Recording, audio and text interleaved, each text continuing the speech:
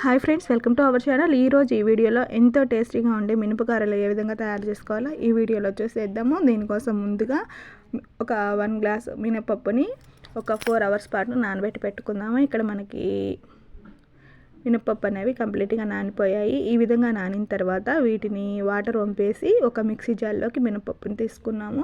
ఇప్పుడు దీంట్లో టేస్ట్ తగ్గట్టుగా సాల్ట్, తర్వాత కొంచెం అల్లం పేస్ట్ని కూడా వేసేసుకొని మరీ లూజ్గా కాకుండా అట్లా మరీ టైట్గా కాకుండా ఈ కన్సిస్టెన్సీలో వచ్చేట్టుగా మనం పిండిని అంతటిని మిక్సీ పట్టుకోవాలి. మిగతా పిండిని కూడా ఇదే విధంగా మిక్సీ పట్టుకొని దీంట్లో ఇప్పుడు కట్ చేసుకున్న పచ్చిమిర్చిని, తర్వాత కట్ చేసుకున్న ఆనియన్ ముక్కలను కూడా యాడ్ చేసుకున్నాము. ఇప్పుడు దీంట్లో కొంచెం కరివేపాకును కూడా యాడ్ చేసుకోవాలి. ఈ విధంగా మనం మొత్తం యాడ్ చేసుకున్న తర్వాత పిండిని బాగా కలుపుకోవాలండి.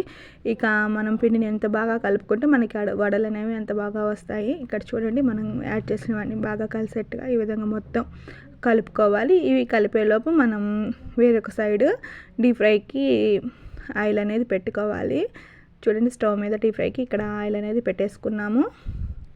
ఇక ఆయిల్ కూడా ఇక్కడ హీట్ అవుతుంది. ఇప్పుడు ఒక బౌల్లో మనం చేయి తడుపుకునేట్టుగా వాటర్ అనేది పక్కన పెట్టుకోవాలి. ఇక్కడ దీంట్లో బెల్లం వాటర్ అనేది తీసుకుంటే మనకి వడలు అనేది మంచి కలర్ వస్తుంది. ఇక ఒక కవర్ పైన ఈ విధంగా వడలు అనేది గారెలు అనేది చేసుకుంటాము.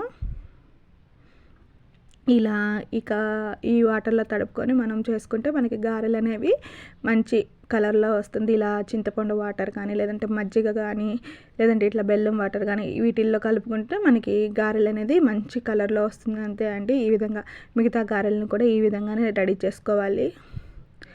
ఇలా కనుక చేసుకుంటే మనకి ఎంతో టేస్టీ అయిన మినపగారెలు అనేవి రెడీ అయిపోతాయి. ఇంకా గోల్డెన్ బ్రౌన్ కలర్ వచ్చాక మనం ప్లేట్లోకి తీసుకున్నాము. చూడండి, మనకి ఇక్కడ గారెలు అనేది చాలా మంచి కలర్లో అయితే వచ్చాయి. ఇంకా మిగతా వాటిని కూడా ఈ విధంగానే చేసేసుకొని రెండు వైపులా గోల్డెన్ బ్రౌన్ కలర్ రానిచ్చేసి ప్లేట్లోకి తీసుకుంటే మనకి గారెలు అనేవి రెడీ అయిపోతాయి. ఇక మీరు కూడా ట్రై చేసి చూడండి.